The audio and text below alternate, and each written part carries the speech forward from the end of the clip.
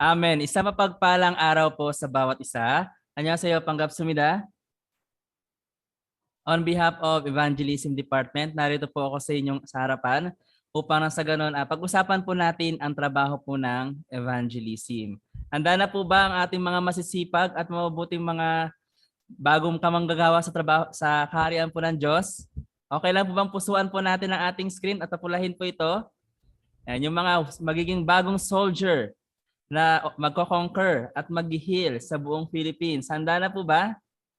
Ayun, ready na po. Mula dito po sa ating 40 plus na bagong mga soldier na magko-conquer at mag-heal sa buong Philippines, ay nawa po talaga yung puso na meron po tayo ngayon sa oras na ito ay talagang manatili hanggang sa makonquer na po talaga yung lugar na ibinigay po sa atin. Amen po ba? Amen. Kaya starting ngayon, pag-uusapan po natin paano nga po ba natin gagawin ang trabaho ng evangelism. Sa bawat method, sa bawat paggawa po natin ng trabaho na ito, lagi po natin iisipin, hindi natin magagawa ito kung wala pong guidance po ng ating Diyos Ama. Okay po. Kaya sa bawat gagawin po natin trabaho ng evangelism, ano po yung una natin gagawin? Tayo po yung manalangin. Okay po. So lagi po natin tatandaan, yung evangelism, hindi po ito magiging effective without prayers. Kahit gaano pa kaganda yung method na inihanda po natin, but still the prayer. At kasama po ang ating Diyos Ama dahil alam po natin, yung angel, di ba po, ipapadala po niya para tulungan po tayo. Kaya ngayon po, nawa po gamit po nitong education nating marireceive ay maging kagalakan at kasiyahan po upang maging enjoy po yung ating pagtatrabaho ng evangelism. Okay po. So ngayon po alam po natin ito yung panahon na kung saan nagsimula sa pandemic. Diba po? Ngayon patapos na po ang pandemic but still may mga tao pa rin nasanay na sa trabaho po na online. Okay po. Kaya kung makikita po ninyo, most of us, tama po, saan po naggaling na classroom? Diba po, mula sa iba't ibang mga classroom, mga online class, bago po magsama-sama. Okay po. So, ibig sabihin, pag-uusapan po natin ngayon kung ano yung ginagawa po ng evangelism. Paano ba tayo pinagkakaisa sa trabaho pong ito? Kaya isa sa mga ginagawa po natin ngayon is pagkakaroon po ng OBS. Okay po. Yung pagkakaroon po ng OBS. Pero bago ko po i-share po sa inyo ano po yung trabaho ng OBS, kailangan natin malaman ano po ba yung purpose? Ano ba yung goal? Bakit may OBS? Paano nagsimula ang lahat ng ito? So yung trabaho ng OBS, nagsimula po ito noong panahon ng pandemya. Pero hindi hahayaan ng Diyos na wala pong gagawin ang kanyang mga anak. Tama po? Dahil gusto ng Diyos, tayo po ay maging kingdom and priest. Gusto po ba ng lahat maging kingdom and priest? Sino po dito mga gusto maging kingdom and priest? Okay lang, pusuan po natin ang ating screen. Ayun, di po ba? Lahat po tayo, konti lang, nagpuso, gusto maging kingdom and priest. Kasama po ako dyan, gusto ko din po, syempre. Okay po. Lahat tayo nais po natin maging kingdom and priest. Pero paano po natin gagawin po yon? We need to testify. Kaya ang Diyos, yung method na ibinigay niya sa atin, yung gamit po ng OBS. Kaya yung purpose po ng OBS, una, para po sa atin. Second, para makonquer yung lugar kung saan tayo i-assign po. Yung buong Pilipinas. Kaya yung mga napag-aralan natin from the center, yung mga nagiging training natin, bakit tayo nag-aaral? Para mag-work. Mag-testify. Handa na po ba? Sino po dito gustong-gusto na mag-share? Mag-testify? Ayun, ang dami na po nakasmile. Yan. Naka-screenshot po kayo. Alam na po namin kung sino po kayo. Ayan. Okay po. So lahat, di po ba? Gusto po natin mag-share kasi gusto natin marinig ng lahat ng mga taong ito na kung gaano po kamahal po ng Diyos ang bansang Pilipinas. Kaya paano nga po ba tayo magkakaroon ng OBS? So ito po yung process po ng OBS. Since ang lahat ay nasa part pa rin po ng training, so hindi pa rin talaga totally ma-apply po sa inyo to. Pero ito yung pinaka process po ng pagkakaroon ng OBS. So from our center students po or sa training po ng mga saints, i-inform niya yung kanyang leaders kung sino man yung in charge po sa kanya. Okay po, kung sino man in charge nag-handle po sa kanya. And then, magkakandak po ng interview. Okay po. So, pagkandak ng interview, ano po yung mga kailangan makita po doon? Kailangan finish po natin yung 12 BB lesson. Sino po dito nakapag-try na magturo po ng 12 BB speech? Meron na po ba? Mga lesson? Ayan, okay po. Then, yung time availability din po, syempre, kailangan ma-check po natin. Para na sa ganun, ay kayang-kaya po natin gawin yung trabahong ito. And then, skills na meron po tayo. So, yung OBS, composed po siya ng manager, BB teacher, technical, summoning. Summoning means secretary. Okay po.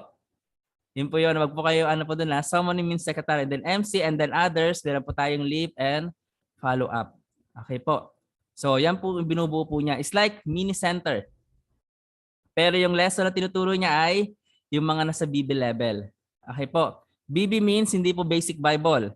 Bogumbang. Okay po. So in other terms sa English, gospel room. So yun po yung ibig sabihin po nun.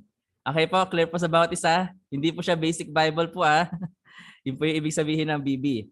Then, kapag nakita na po saan po siyang task, mag-work, magdi-discuss po sa amin, which is from evangelism depth together with the leaders.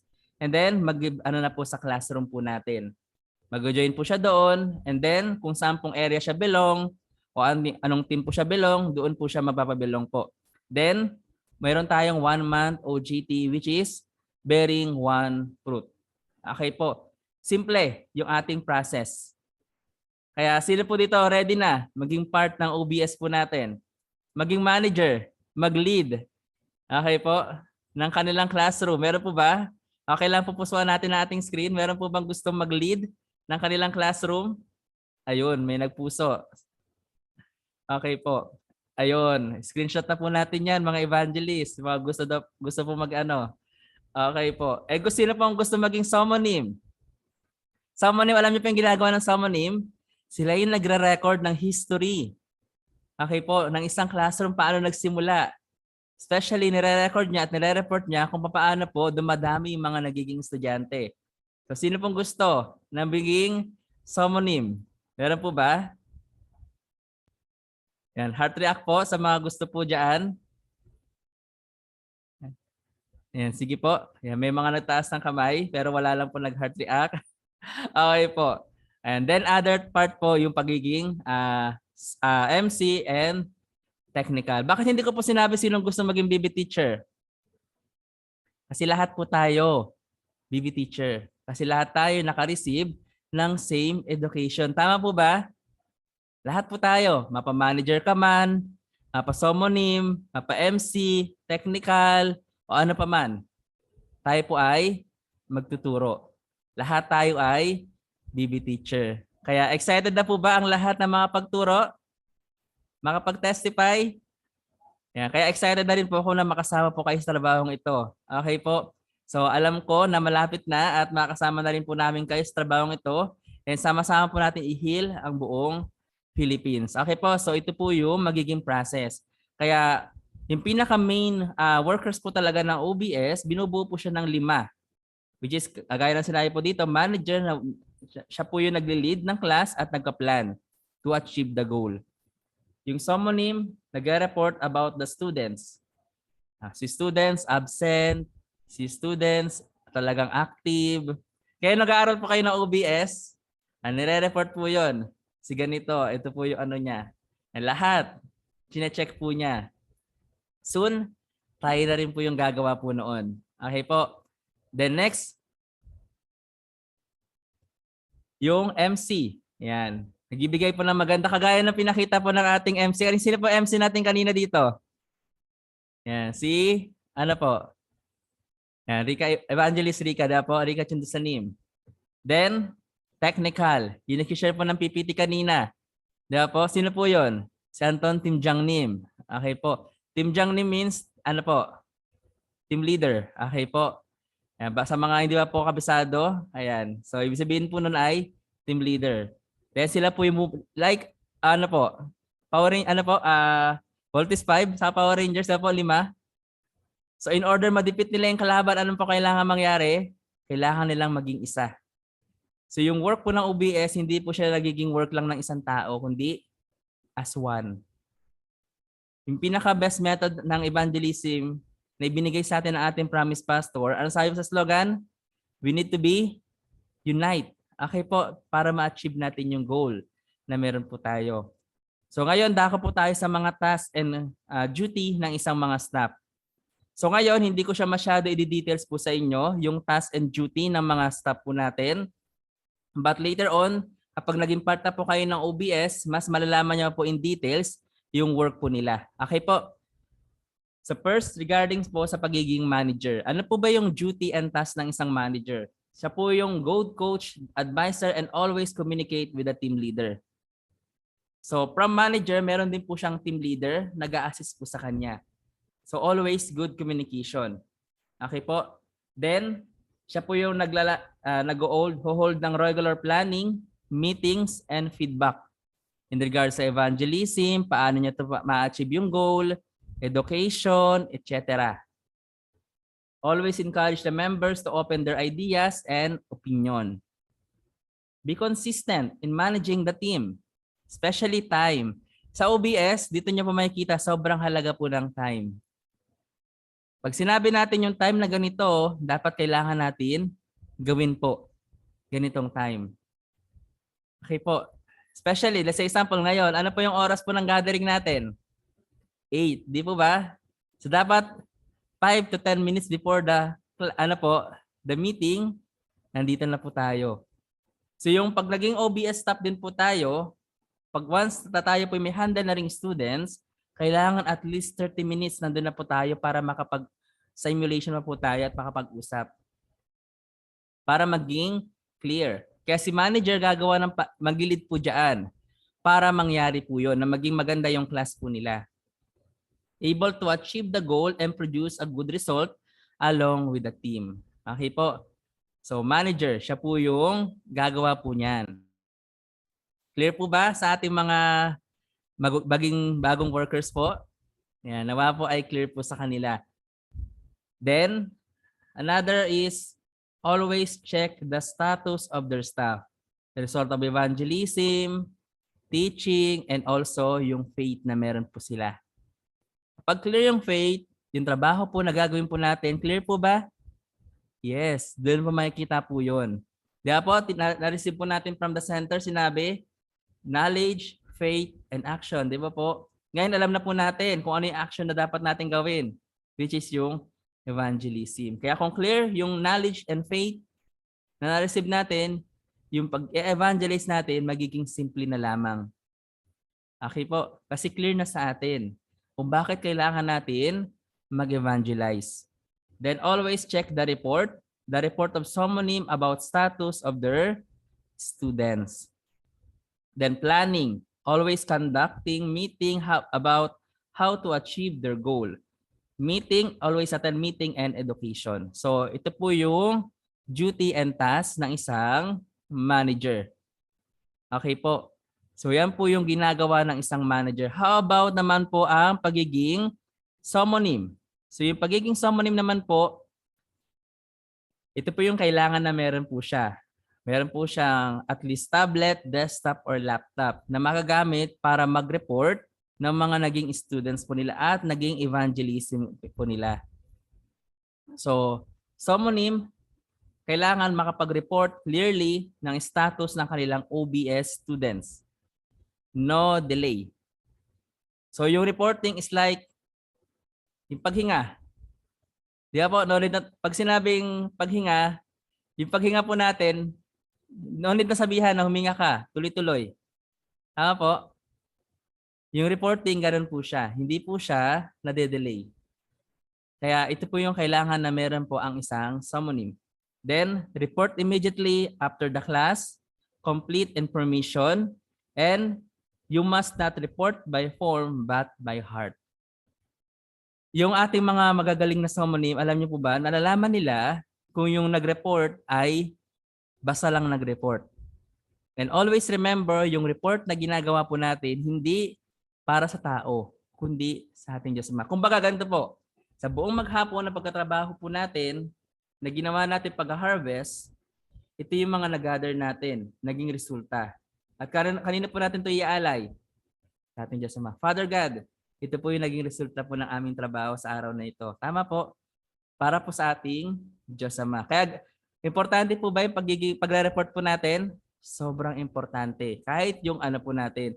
Kaya mapansin niyo po, kahit ako nung una nag-aaral ako sa center, bakit kailangan ko pa i-report ito? Kailangan ko pa ito sabihin. Kailangan ko pa ito lahat. Minsan parang hindi tayo sanay, parang annoying daw po, Father Sam, sa bawat isa. Pero kapag naunawaan natin kung gaano siya kaimportante, maunawaan natin. Kahit hindi na tayo sabihan, i-report po natin. Tama po? Yun po yung gagawin po natin. Kasi para po sa ating Diyos Ama. Then always remember, kagaya sinabi ko nga po, our report are not sending only to people, but to our God. So yun po yung ginagawa po nila. Okay po, ito po yung sample reporting na sheet na ginagawa po. So hindi ko muna siya masyado i-declare po o i-explain po sa inyo kasi meron pa tayong mas detail regarding po dito pag naging part na po kayo ng OBS. Okay po. So nalaman na po natin yung duty and task po ng dalawa sa mga staff, which is manager and summonym. Ano po yung next? Yung pagiging MC. Kailangan ko ba explain anong ginagawa ng MC? Kanina nakita niyo po yung ating MC. Ano po yung ginagawa ng MC? Siya po yung nagbibigay ng magandang ambience. Okay po. So ano yung importante sa pagiging MC po? Kailangan prepare po siya. Yung flow, yung program flow, kailangan clear. Yung pagsa-simulation, napaka-importante. Hindi ka pwede mag-MC nang hindi mo nadadaanan yung simulation. Kahit na sobrang galing mo na, kahit yung pinakamagaling na mag-MC. Dahil iba yung MC natin dito sa class, sa heaven, MC sa mundo. Tama po? Kasi yung pag-deliver po natin, pagiging MC natin, para po sa mga anak po ng Diyos, sa mga magiging estudyante. So yun po yung pag-MC na gagawin po natin. Kaya in order maging interest yung mga tao, kailangan alive na alive po siya. Energy high. Okay po. And together with the technical and BB teacher, dapat align po sila. Kasi dahil si MC din po yung nag-handle ng sharing time. So during the sharing time, dapat hindi po to part 2. Bisa kasi part 2 na po yung sharing time. Dapat yung summary lamang po na nagiging lesson. Okay po. So pag kayo po yung nag-MC, gagawin nyo rin po yung ginawa kanina ng ating evangelist. Welcome. Di ba po? Sasabihin po natin, welcome to our class. Okay lang pag sa OBS naman, welcome to New Heaven and New Earth Online Bible Study. Di ba po? Dito po sa aming classroom. Ayan. So, kaya kailangan acknowledge niya yung mga po natin. So, ibig sabihin, kailangan meron po siyang smile, energy, talagang gagawin po talaga niya na mag-enjoy. Kasi yung OBS, sa po sila, is like enjoyment ng pag-aaral. Doon po sila sa level na yon. Okay po, hanggang sa magkaroon sila ng interest na mag-aral po. So, yun po yung trabaho ng MC. How about sa pagiging technical? So sa pagiging technical, ang pinaka-importante po doon, meron po siyang mga gadget. Cameras, Wi-Fi, earphone, headset, desktop. Kaya mga kailangan po niya yan. Kaya alam niyo po kung ano yung pinaka-demand po sa OBS? Yung technical. Okay po. Yun ang pinaka-demand sa lahat, yung technical. Bakit po? Kasi sila yung mag-play ng lahat ng mga po natin, materials. Kaya kahit si BB teacher, kung wala po siyang gadget, cellphone lang, mahihirapan po siya. Hindi niya ma-play yung PPT. Kasi technical, nandiyan po siya. So ano po yung mga kailangan i-prepare ng isang technical? Kagaya po noon, technical, prepare the program materials well. Mga lesson plan, games, program flow, audio, video, Zoom meeting link. Then, must be able to play the materials well during the program without delays and no distraction. Then makapag-record. Sense of sensitivity during the OBS. Communicate well with the team during the OBS. May mga nangyari pong problem, mga delays, materials, and technical able to document well, manage the file, and recording properly.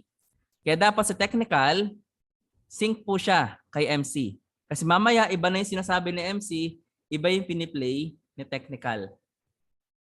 So, ganyan po silang dapat dalawa. Iisa po sila sa trabaho pong ito. Okay po. So, yan po yung mga summary na work po ng isang OBS. How about sa pagiging, ano naman po, BB teacher? Yung pagiging BB teacher po natin, kailangan po natin daanan lahat yung mga lesson, speech practice. Meron pa tayo niyang pinaka-education regarding sa BB teacher. Pero ano po yung pinaka-ano ng BB teacher po dito sa ating OBS? Siya po yung magkuturo. At lahat ng staff ay BB teacher. Okay po. So yan po yung bumubuo po ng isang OBS. Okay po. So nawa po ay clear po sa atin. Ready na po ba maging part ng OBS po natin? Handa na po ba ang mga bagong magiging workers po natin dito po sa batch na ito? And nawa po ay ready na. Kaya ko, naghihintay na rin po na makasama po kayo sa trabahong ito para ma-heal na po natin ang buong Philippines. So aside po dyan sa ginagawa nating trabaho, kagaya ng sinabi ko po kanina, ano yung pinaka-importante po? Yung reporting. Yan ang po yung pinaka-importante sa lahat. Trabaho natin. Dahil kahit sobrang dami natin ginawa sa buong maghapon, kung hindi naman natin na-report yung trabaho natin, seems like hindi po tayo nagtrabaho. So ano po yung flow ng ating reporting? So since nasa part po kayo ng center, tama po, nasa training pa po kayo, ibig sabihin meron kayong ginagawa pong pagre-report po, which is nagre-report po kayo doon sa ating Google Sheet. Tama po, may Google Sheet po kayo. So kagaya po nito, pag naging part na po kayo ng department, ito na rin po yung magiging reporting po ninyo na flow. From our Google form po, yan, nire-report niyo po yan dyan, papuntang ating section leader. Section leader po natin, o yung magiging leader po natin na naka-assign. Then, marireceive niya po yun. Dadalhin po sa mga evangelism summonim. Then, dadalhin po sa ating mga area leaders. Papunta pong evangelism dep, saka internal dep, at tapos, papuntang ating head instructor. So, yan po yung pinaka-summary flow ng ating reporting. Simple lang, tama po? Simple lang po siya. Okay po. Basta i-follow lang po natin yung pinaka-flow ng ating trabaho. So, from here, then dito na po, dito na, and then ito na po yan siya. Okay po, nakasunod po ba ang bawat isa sa paano po yung flow na ating reporting? Sobrang dali lang po ba? Sobrang dali lang po niya. Kaya yung tao na talagang gusto na matuto regarding sa trabaho po ng evangelism, sa trabaho po na ito, talagang gusto po niya, kahit gaano kahirap, kailangan po niya matutunan po. Tama po, kasi gano'n niya kamahal ang ating Diyos Ama. So ito po yung trabaho po ito. Ano po yung next is after ma-report, yung mga trabaho po natin, syempre, in order may maire-report po tayo kasi ang pinakamahirap sa reporting, alam niyo kung ano? Yung walang maire-report. Di mo ba? Kaya kailangan natin mag-evangelize. Yun po yung kailangan natin. Ang dami po napangiti. Di ba po? Pinakamahirap po talaga yan, yung wala kang maire-report. Okay po, kaya kailangan natin pag-usapan ano ba yung mga best method ng evangelism. Kung tatanungin niyo po ako ano yung best method of evangelism, actually, pinaka-best method tayo po na naka-receive ng word. Tayo po. Dahil ito yung pinaka-best method. But it's up to us paano po natin to i-apply. Meron ako ipapakita mga method ng evangelism, but it's up to us paano po natin to i-apply yung trabahong ito. Okay po. So, ilan po sa mga evangelism method and materials, i-share ko po sa inyo.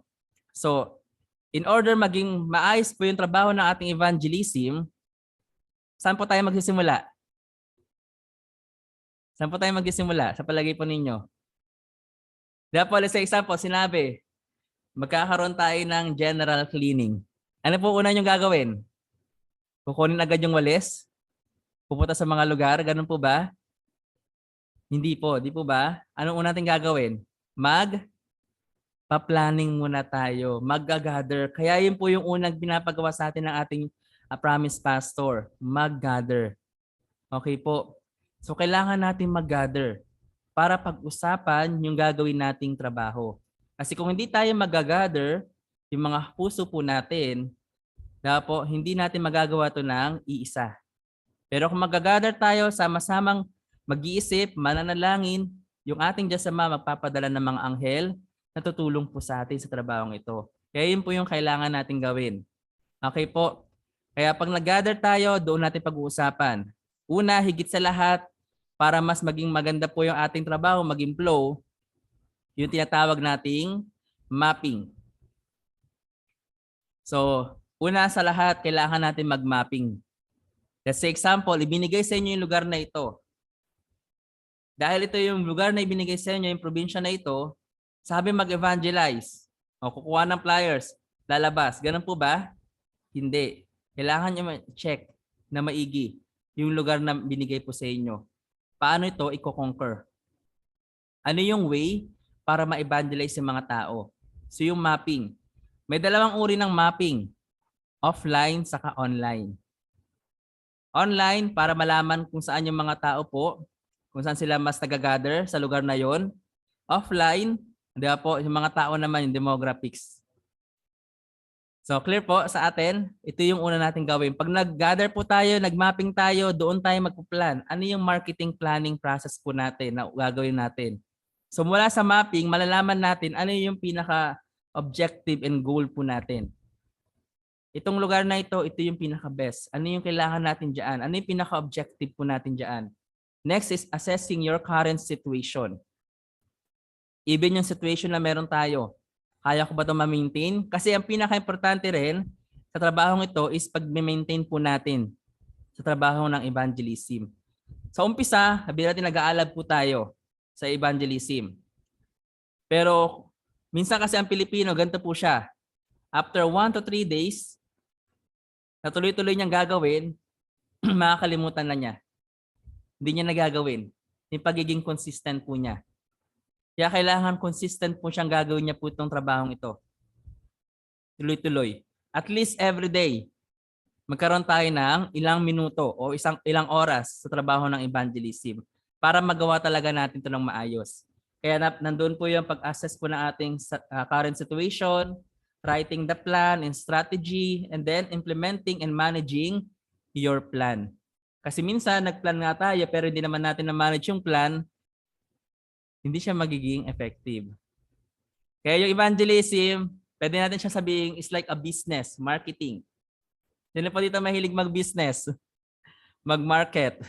Hindi ko sinabi pumunta ng palengke po Ay, baka yun po yun. Hindi po yun Okay po. Mga marketing, business, like ganun po siya. O, sabihin naman natin sa ibang term is like conquering. Kasi kayo po yung mga tinitrain as a soldier para i-conquer yung isang territory. Okay po. Ganun naman po siya. O, pwede naman natin sabihin sa education. Kasi alam natin, itong mundo na ito, yung education ay merong education dito? Education mula kay Satan. Yung ginagawa natin, ibinibigay natin yung tamang education sa kanila. So maraming form yung evangelism, but iisa lang yung goal, malaman yung katotohanan. Yun yung pinaka-goal po natin. Okay po? Kaya dapat yun po yung pag-uusapan natin, paano po natin gagawin po ito. Kaya ngayon, nandito po kayo sa center po natin, sa training po natin. I believe may mga team po kayo. Pwede niyo po i-gather yung isang thought po natin. Paano natin gagawin yung trabaho ng evangelist. Alam niyo po ba yung mga Korean? Head top. Sino po dito yung mga na-evangelize ng mga Korean? Meron po ba? O yun. Madami-dami. Okay. Actually, alam niyo pa paano sila mag-evangelize? Ina-analyze sila muna na maigi. Actually, ganito din po sila. Hindi sila marunong magsalita ng Tagalog. Gumagamit lang sila ng apps. Okay po. At online lang sila nag-evangelize. And within a week, alam niyo kung ilan nag-gather nila? At least naka 50 students agad sila. Ganun po sila kabilis. Online lang. Pero samantalang tayo, may on-site saka may online. Tama po? Kaya mapatalo tayo sa kanila? Dapat hindi. Diba po? Kaya kailangan po natin maging isa para dito. Ito po yung gagawin po natin. Kaya sobrang saya. Trabaho ng evangelism.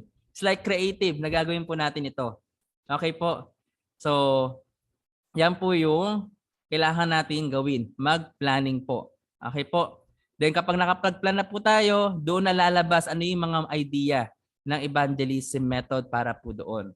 Siyempre, kapag nakapag-gather na po tayo ng mga prospect, ano po yung gagawin po natin? Actually, isa po ito sa pinaka-problema. Yung mga saints po natin, kaya makapag-gather sa loob ng isang buwan at least mga 8,000 chatgi. Chatgi, alam niyo po yung chatgi? Yung term po natin na yon. Ayan. So meron tayong may mga level-level po tayo sa evangelism. Meron tayong tinatawag na chatgi, Subway, at BB. At saka center. Pag sinabing ChatG, ito po yung gathering of information. Pero minsan, yung first time natin pag-meet sa kanila, tapos nag-promise agad sila mag-aral, tinatawag natin silang tagi. Okay po. So yung ganun po siya. Pero yung pinaka-process talaga natin, from ChatG, yung nag-gather natin information, gathering of information po ibig sabihin nun. Okay po. Dahil pinalo up natin, nag-promise to study sila. Kaya tinatawag natin silang subway, means promise to study. Kaya pag nag-promise to study na sila, dadali naman natin sila saan? Sa OBS natin, sa BB. Okay po. Yun po yung Bawambang o gospel room po natin. So, ganun po siya. And then from gospel room, makareceive ng ilang lesson. Pagdating ng opening, dadalhin po ng center. Di ba po, napansin niyo po ganun po yung nangyari sa inyo? Napansin niyo po ba yon? Ganun yung nangyari process po sa inyo kung hindi niyo po maano po. So, ganun na ganun. Kaya, isa sa mga problema po natin dito is pagkakaroon ng maraming ChatG at saka Sobe. Okay po. Kaya ano yung solution po doon? Kailangan natin mag-follow up. Okay po. It's like, kailangan natin sila i-check na maigi para makapasok po sila. Minsan may mga prospect na same lang naman yung approach ng scenes, paano sila pinalo up, but bakit sa kanya nag-yes, sa akin hindi? May mga ganon. Di ba? So, ibig sabihin, kailangan din natin enhance yung pagiging talkative po natin. Yung pagiging ano po natin, talagang ma-PR po natin sa mga tao. So, yun po yung importante po doon para mapa-oo po natin sila. Kaya kailangan natin patuloy na mag-follow up. Yun po yung pinakasusi po doon. Para hanggang sa masanay. Sinabi kanina, di ba po, sa evangelism, pinakita harvest talk. Ang sabi po ng nag-testimony, patuloy na gagawin po yung gantong bagay, mag-i-improve po tayo. Hanggang sa makuha natin, ano yung pinaka-best para po dito. Di po ba? So dapat gawin po natin na ganun. Kaya isa sa mga kailangan natin gawin is matuto po sa pagpa-follow up. So, paano po yung gagawin natin pag-follow up? Ito po yung mga kailangan po natin gawin. Pag-follow up, syempre, mag-pray muna po tayo. Kilalanin natin, sino tatawagan natin, message, advance, and then tawag, then pag-aralan natin yung oras. Summary lang po ito. Mamaya ano ko po sa inyo yung mas ano po. Then report, follow the instruction, then ask. Ano yung gagawin? So yan po yung pinaka-importante po doon. So yan. Ito yung call etiquettes na tinatawag. First, kailangan magkaroon tayo ng clear reason bakit natin tatawagan sila. Kaya pag nagkakaroon tayo ng prospect, sino po talaga nagpa-follow up? Si guide. Yung nag-invite. Hello, kamusta ka? Ako yung nakilala mo kanina. Diba? So, may reason siya, di ba po? Kamustahin lang po sana kita kasi may ganito kami. So, first, kailangan magkaroon tayo ng clear reason sa pagtawag sa kanya. Second, ask yung kanilang time. Pwede po ba kayo at least 3 minutes? Kasi meron po akong i-share po sa inyo. Di ba po? Para maging ano po tayo, maging polite po tayo sa kanila. Then, para malaman natin na hindi nila maramdaman na ina-aksaya natin yung oras nila. Then, introduce yourself. Okay po. Since magkakilala na kayo kahit hindi na masyado. Then, gawa po tayo ng script. Depende. Kanina sinabi po kanina, yung nag-testimony, gumagawa siya ng mga script. Ito ba ay para sa regular member? Ito ba ay para sa pastor? Ito ba ay para sa ganito? Para sa ganito? Diba po? So, ganun din po yung gagawin po natin. Pero yung script na yon hindi po yung mismong babasahin natin kasi minsan nararamdaman nila yon. It's like a guide. Yun po yung gagawin po natin. It's like a guide. Yung mangyayari po doon. And then, para mag-increase yung pagiging consistency po natin, and then make easy to get information we need, and seek. Kaya yung pag-follow up po, hindi siya yung gusto sana kita invite sa pag-aaral. Di ba po? Baka mag-no agad yon.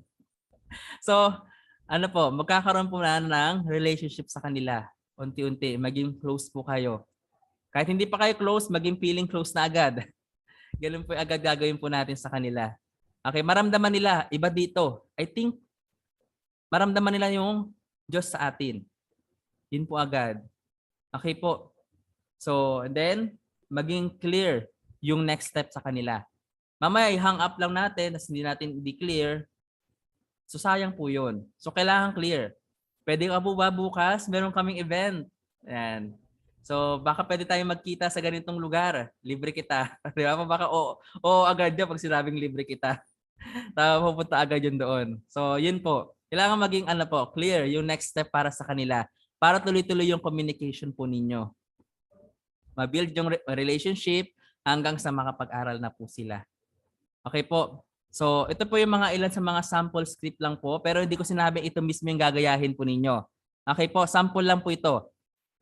So, kailangan makagawa tayo ng script after ang ating mga prospect makapag-registered. Once ang ating prospect nag-registered, ang follow-up sa kanila, hindi na po yung pag-i-invite na mag-aral. Ibig sabihin, kaya sila nag-registered kasi interested na sila mag-aral. Tama po? Interested na sila. Kaya yung follow-up sa kanila, hello, good afternoon. Ako nga pala si ganito from New Heaven and New Earth. Invite ko, remind ko lang po sana kayo dahil nag-enroll po kayo sa aming school, meron tayong orientation mamaya o bukas o gantong araw. So ganun po agad yung follow-up natin sa kanila. Hindi nyo para i-invite pa kasi magdadalawang isip po sila. Okay po, ganun po yung tao, nagdadalawang isip kasi may option sila mag-decline. Then pwede namang referral script. Sa example, yung prospect na ito hindi sa inyo talaga. Pwede tayong mag-aro sa kanila na ako nga pala si ganito, I think meron tayong common, mutual na pwede pag-usapan. O kaya nakita kita sa online, gusto ko sana mag-in. So it depends sa situation na gagawin. Okay po. So next is after prospect oriented naman. So ito po yung madalas nangyayari. Maraming mga estudyante pumapasok sa orientation but after orientation hindi na pumapasok sa lesson 1. Bakit? Dahil nakakalimutan nila yung after call. Yung after call which is yung after ma-orient, i-follow up yung prospect. So at least, ganito po yung ginagawa ng mga Korean actually. After ng kanilang mga prospect, ma-orient. Di ba po ganun po ginawa sa inyo? Pinalap agad kayo tapos kamusta ang orientation ninyo? Kamusta ka? Ready ka na ba sa next level? Sa next class? Di ba po ganon? Ganon sila mag-follow up. So ganon din po yung actually dapat na meron po tayo. So after ma-register ng o ma-orient ng ating mga prospect, tayo as a guide, kamustahin po natin sila. Ready ka na ba sa ganito? Yan, yung mga ganyan. Then, kung meron naman kayo finalo up na hindi naman sumagot sa inyo pong tawag, ito po yung leaving message script. So pwede nyo sabihin, tumawag ako sa ganito, baka pwede tayong magkita sa ganitong oras. O kaya naman, makontak po ulit. So yan po yung ilan sa mga sample. Sample lang po yan hindi ko sinabing yan mismo yung gagawin po ninyo. Pero ano po yung gusto ko po ipakita po sa bawat isa? Sa pagkatrabaho po natin, at least may guidelines po tayo para maging clear sa atin yung next gagawin po natin. Kaya yung madalas nakakalimutan po natin. Okay po. Then, yan. Call time etiquettes. Yung pagkatawag, po doon, do it first thing in the late morning. Ano yung late morning? 9 a.m. to 11. Huwag nyo pong gagawin ng lunch. Kasi busy sila, nagluluto, nagkapahinga. So pwede mga 3 to 5, mga ganyan. Avoid these bad timings during the day. Yan. And get to know the person you are cold calling beforehand. And then night call. Wala pa naman tayong call center, di ba po, panggabi sa Philippines? International lang meron. Di ba po? So, sa Philippines, most ay local. Kaya iwasan po natin yung sobrang late na tawag.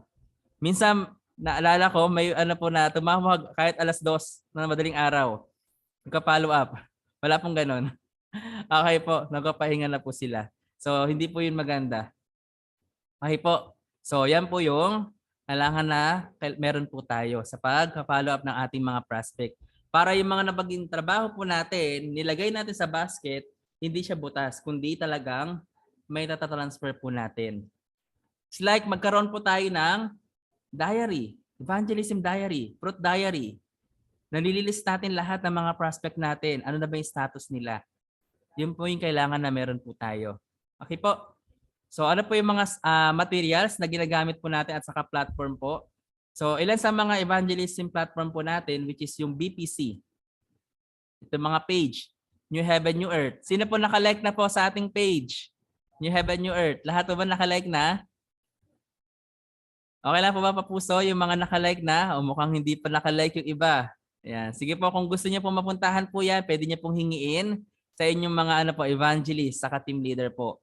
So, follow niyo po yan yung ating page. At the same time, meron tayong mga ibang page pa po, which is like Word That Gives Life na ginagamit ng ating mga men's department. Meron din tayong Heavenly Blessing for our women's. Ito yung pinaka-focus nila. Then KNJ, which is the young adult po. Then Students Department, Life Academy, and then lahat ng mga team ng OBS team, ginagamit naman po yung Chosen Generation po na page. So mula dyan sa mga page na yan, pwede kayo mag-follow para makita yung mga promotion materials po natin. Like studying, encouragement, meron po yan sila dyan. Mga webinar, seminar, lahat po. Okay po, kaya kung kailangan nyo ng materials, ano pong gagawin nyo? Punta lang po kayo dyan sa ating mga pages. Okay po. Bawat isa, pa-share po natin. Pwede natin i-print para sa offline. Para makapag-ano rin po tayo. Or sa online lamang. So, yan po. Bukod po dyan, ginagawa din po natin yung pagkakaroon ng evangelism booth. Kaya kung malapit po kayo sa ilan sa mga area po natin, why not, di ba? Mag-join po tayo sa mga booth na ginagawa ng mga area po natin. Okay po. Kagaya Manila, Pampanga, Davao, mga po natin dyan, mga area, Dasma, ayan, lahat ng mga area na meron po tayo. Halos lahat sila ay nagkakaroon ng evangelism booth. Okay po. So meron din tayong mga poster na ginagamit po like this. Kung wala po kayong poster na ganito, pwede nyo pong hingiin sa ating mga evangelist, sa mga team leader po para magkaroon po kayo. Pwede nyo pong magamit po yan. Meron din po sa OBS na poster na ginagamit din po sila. Then meron din tayong video, 100K video promotion na ginagamit po. Then, yan, para naman sa ating mga IAM seminar, poster, and flyers po. Sobrang daming method ng evangelism. Hindi po natin mabilang yan actually. Pero, nasa atin kung paano po natin gagawin. Again, ano yung pinaka-best evangelism method? Tayo po. Bakit? Kasi tayo naka-receive ng word, yung buhay natin. Actually, no need na ng materials. Pag nakita ng mga tao yung buhay po natin, kasi dating ano yan na, pero ang bait niya na, bakit kaya? Baka pwede na mag-aral. Kung saan ka nag-aral, kaya ka naging mabait. Na po, maging light evangelism tayo sa barangay. Mag-conduct tayo ng mga IAM seminar, IAM center. Okay po. Kung hindi pa kaya ask yung ating mga leaders. Evangelist, team leaders, gusto ko magkaroon ng Bible study sa lugar namin pero di ko alam. Diba? So yun yung pinaka-best na pwede natin gawin. Kaya sobrang daming method, lalo na kung maging part na po kayo ng OBS din, mas marami pa kayong malalaman ng mga method pa po na evangelism. Again, sa bawat isa, maraming salamat po sa inyo at patuloy po tayo nagtatagumpay at umabot po tayo sa puntong ito. Nandito po tayo ngayon sa new family members training po natin. Kaya see you po soon sa magiging part po ng OBS po natin. Kaya fighting po sa bawat isa. Kamsahamnida. Binabalik ko na po sa ating MC ang mikropono. Ayan, amen po. Maraming salamat po sa ating Ariel Guajang Nim para sa education po ng evangelism at ng OBS po natin. Marami po ba tayong natutunan? Kanina, marami pong pina-heart ang atin pong Guajang Nim at marami po yung nag-heart. So kami po ay nag-hope na makita po kayo. Pagpasok po natin ng Mountain Zion, isa na po sa inyo ay, manager, OBS manager, or OBS summoning. Di ba nag-MC, nagte-technical? Kung kaya natin lahat, bakit hindi? Tama po ba? Ayan, lahat po ng duty po na yon ay kayang-kaya po nating gawin. Ayan, pero ano po yung pinaka-importante sa bawat pagtatrabaho po natin, meron pong resulta, meron pong bunga. Okay po, kaya i-check po natin ngayon kung ano po yung resulta po natin para po sa ating goal na 35. 7 days left na lamang po. Tignan natin kung meron pong na-upgrade. Ayan, check po natin ang ating resulta. Yan, para po sa hanggang ngayong araw po na ito, ang atin pong ChatGi ay ilan na po? Ayan. So 31, Sobwe 21, And BB po natin ay isa pa din. So ano po kaya ang nangyari? Kumusta po ang pag-follow up natin at pagkukuha po natin ng heart ng atin pong mga prospects? Alam ko pong ginagawa po natin ang lahat para po sa trabaho po ng evangelism, pero saan pa rin po magmamatter po ito sa resulta?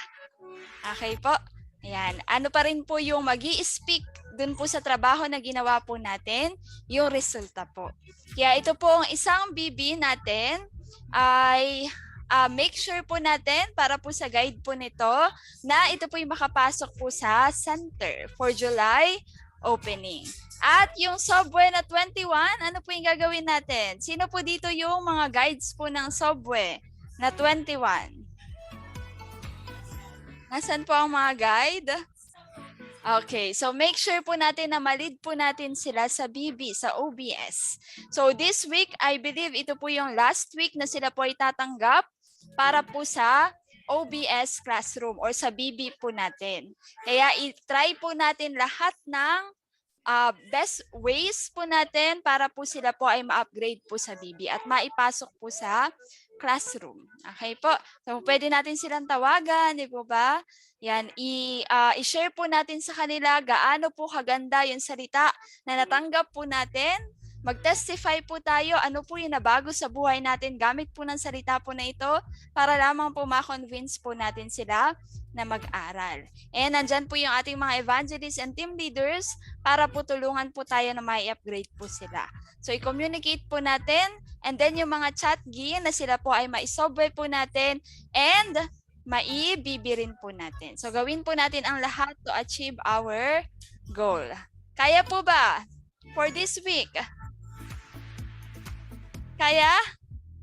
Amen. So wag po natin kakalimutan na lagi pong isama sa panalangin yung atin pong mga bunga. Okay po, yung atin pong mga prospects.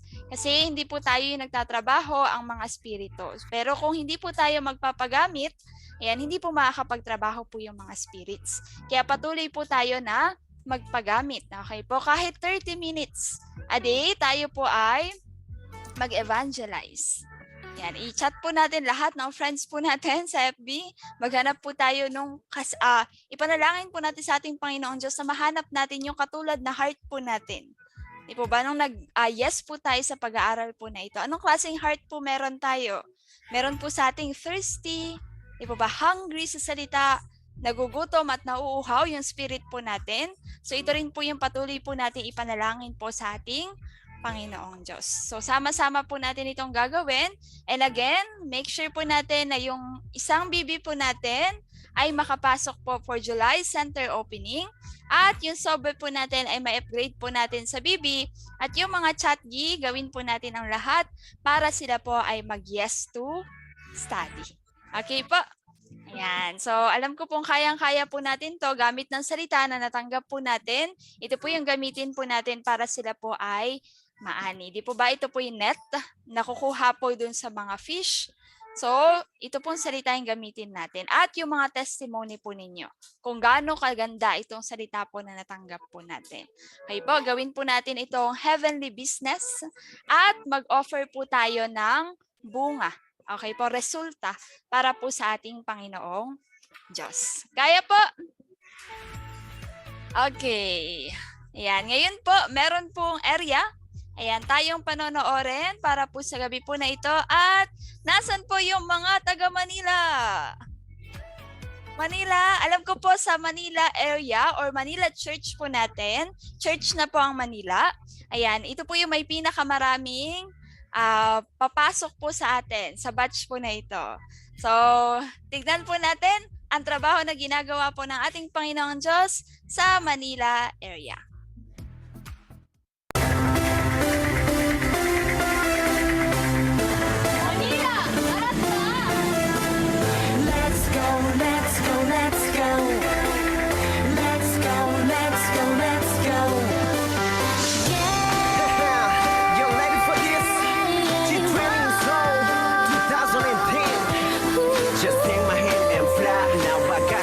너가 너와 나 모두가 기다려왔던 시간이 누나 기쁠 때나 슬플 때 우린 항상 옆에 있을게 외롭다고 느낄 때도 우린 곁에 있을게 어려워 말고 손을 내밀어요 모두 모여 함께 손을 잡고 hey let's go 누구라도 모두 같이 Let's go 달려봐 세상 끝까지 Let's go 항상 우리 하나 되어 지금부터 let's get started We are one 모두 다 손을 잡고 다 같이 하나 되어 Let's go Let's go Let's go 모두 다 Let's go Let's go Let's go Let's try still now Let's party now 다 같이 하나 되어 Let's go Let's go Let's go 모두 다 Let's go Let's go Let's go go go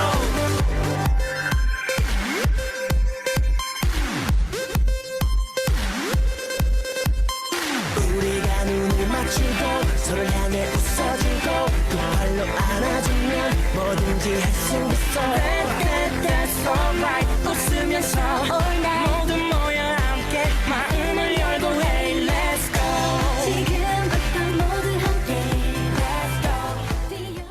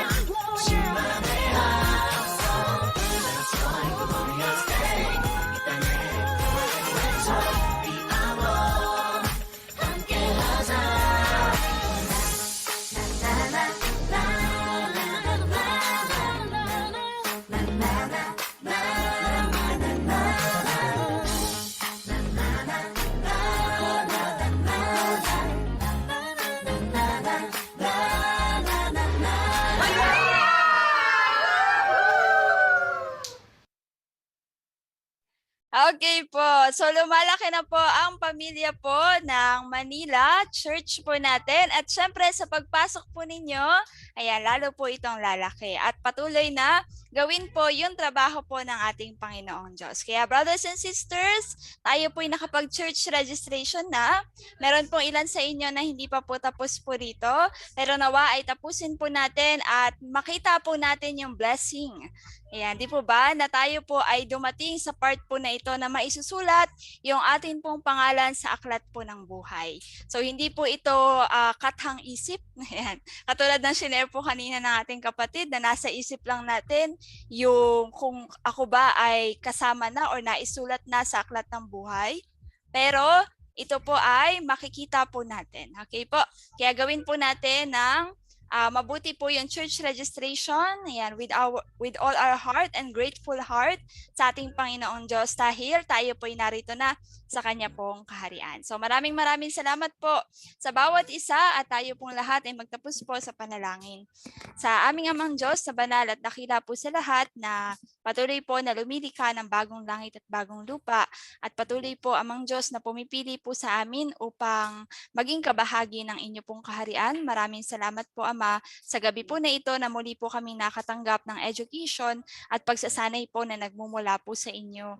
Maraming salamat Father dahil patuloy na ginagamit niyo po ang mga leaders na inyo pong inappoint para po talaga kami ay mas maihanda sa pagpasok po namin sa inyo pong kaharian. Sa mga natitirang araw, Amang Diyos, sa education po na ito, new family members training, tulungan niyo po kami na mas maging open po yung heart po namin para po sa pagsasanay at tunay na kami po ay mabago. Gamit po nito, Amang Diyos, at syempre po, Ama, ay maiput po namin ito into action. Alam po namin na hindi lamang po knowledge and faith yung ginugusto niyo po na makita po sa bawat isa, pero makita niyo po yung righteous actions sa lahat po sa amin, Amang Diyos. Kaya pakiusap, tulungan niyo po kami na maiseryo po ito sa aming mga puso at isipan at makita niyo po ito sa amin pong mga gawa.